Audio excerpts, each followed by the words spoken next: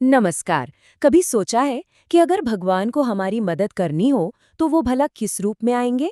कोई डॉक्टर बनकर या कोई दोस्त बनकर या शायद एक बहुत ही साधारण से सेवक बनकर? आज हम एक ऐसी ही दिल को छू लेने वाली कहानी में गोता लगाने वाले हैं, भक्त त्रिलोचन की।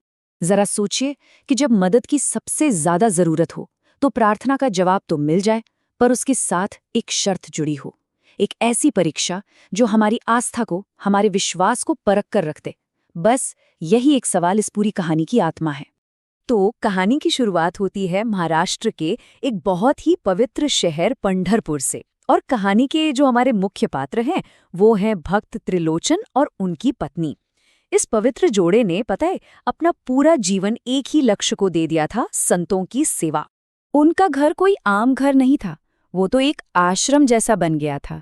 दिन रात वहां संतों का आना जाना लगा रहता था, और इसी सेवा भाव में उन्हें वो असली खुशी, वो आनंद मिलता था जो शायद और कहीं मिल ही नहीं सकता था। अरे कहते तो ये भी हैं कि पंढरपुर के विट्ठा मंदिर में जितनी भीड़ होती थी ना, उतनी ही भीड़ उनके दरवाजे पर संतों की लग जाती थी। कुछ ऐसी थी उनकी भक्ति।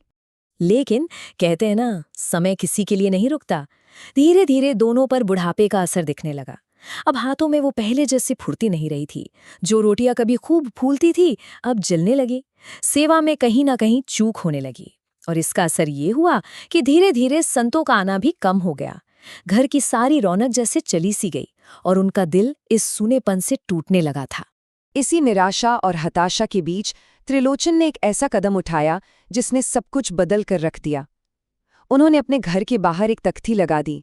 संतों की सेवा के लिए एक सेवक की जरूरत है। एक बहुत ही साधारण सी मांग थी, पर उन्हें क्या पता था कि इस एक पुकार का जवाब स्वयं भगवान देने वाले थे। और फिर एक दिन उनकी पुकार का जवाब आया। एक ऐसा इंसान उनके दरवाजे पर खड़ा था जिसकी वो कल्पना भी नहीं कर सकते थे। दरवाजे पर एक छोटा सा, बड़ा ही तेजस्वी बालक खड़ा था। जब त्रिलोचन ने उसका नाम पूछा तो उसने कहा, अंतर्यामी, मतलब वो जो मन की बात जानता हो। नाम सुनकर ही त्रिलोचन चौंक गए। सोचने लगे कि ये कोई साधारण बालक तो नहीं हो सकता। और फिर उस बालक ने जो कहा वो तो और भी गहरा था। उसने कहा, सेवा करना तो मेरा जन्मों जन्मों का काम है, मैं तो बस इसी के लिए यहाँ हूँ। कितनी बड़ी बात कह दी थी उसने। वो तो सच ही कह रहा था, पर बेचारे त्रिलोचन और उनकी पत्नी इस दिव्य पहेली को उस वक्त समझ ही नहीं पाए। काम शुरू करने से पहले उस बालक ने 3 शर्तें रखीं। पहली, भोजन उसे बनाकर खिलाना होगा, वो अपने हाथ का बना हुआ नहीं खाएगा। दूसरी, वो कितना भी खाए, उसकी भूख पर कभी कोई सवाल नहीं उठाना। और तीसरी, जो सबसे अहम शर्त थी, कि मेरी शिकायत कभी किसी बाहर वाले से मत करना। जिस दिन ऐसा हुआ, मैं उसी पल हमेशा के लिए चला जाऊंगा। त्रिलोचन ने बिना कुछ सोचे समझे वचन दे दिया। घर में फिर से वही आनंद और सेवा का माहौल लौट आया। पर उन्हें क्या पता था कि यही वचन उनकी आस्था की सबसे बड़ी परीक्षा बनने वाला था। अगले 1.5 महीने तो ऐसे बीते जैसे स्वर्ग के दिन आ गए हों। घर में फिर से संतों का मेला लगने लगा। वो छोटा सा अंतर्यामी अकेले ही सैकड़ों लोगों के लिए ऐसा दिव्य भोजन बनाता कि खाने वाले अपनी उंगलियां चाटते रह जाते। संत कहते थे कि ऐसा प्रसाद तो जीवन में कभी नहीं चखा। घर में जैसे सारी खुशियां लौट आई थीं। सब कुछ बहुत अच्छा चल रहा था, शायद कुछ ज्यादा ही अच्छा। एक दिन एक पड़ोसन ने त्रिलोचन की पत्नी से पूछ ही लिया, बहन, तुम्हारे पति तो दिन ब दिन निखरते जा रहे हैं, पर तुम इतनी कमजोर और थकी थकी क्यों लग रही हो?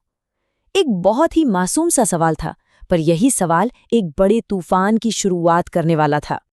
बस इतना सुनना था कि पत्नी के सब्र का बांध जैसे टूट गया। दिन रात की थकावट और मन में दबा हुआ सारा बोझ एक शिकायत बनकर बाहर आ गया। वो बोल पड़ी, तुम क्या जानो उसका पेट है या कोई अथाह कुआं, एक बार में 10-10 किलो आटे की रोटियां खा जाता है। और जैसे ही ये शब्द उनके मुंह से निकले, वचन टूट गया, और ठीक उसी पल अंतर्यामी गायब हो गया, जैसे कभी था ही नहीं।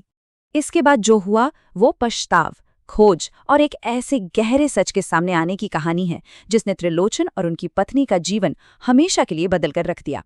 त्रिलोचन जब घर लौटे तो वहां सन्नाटा पसरा था। उन्होंने अंतर्यामी अंतर्यामी कहकर बहुत पुकारा, पर कोई जवाब नहीं मिला। उन्होंने पूरा घर छान मारा, गली मोहल्ले में भागे भागे फिरे, पूरे पंढरपुर में उसे ढूंढा, लेकिन वो ऐसे गायब हुआ था जैसे हवा में घुल गया हो, कोई निशान तक नहीं।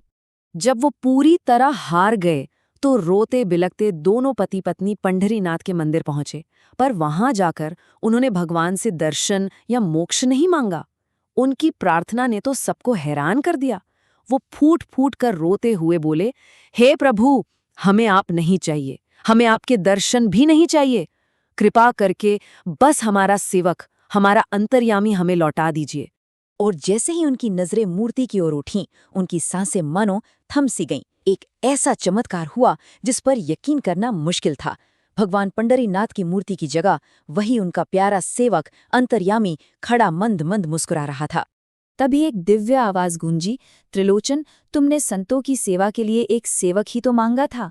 अब बताओ, इतनी उत्तम और निस्वार्थ सेवा मेरे अलावा और कौन कर सकता था? तुम्हारी सच्ची पुकार सुनकर मैं खुद ही तुम्हारे घर एक सेवक बनकर आ गया था। ये सुनकर त्रिलोचन और उनकी पत्नी की आंखों से बस आंसुओं की धारा बह निकली।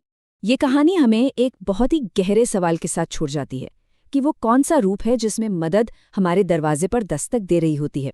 क्या हम हमेशा उसे पहचान पाते हैं या अपनी छोटी मोटी शिकायतों और अविश्वास के चक्कर में उसे खो देते हैं? इस पर विचार जरूर करना चाहिए।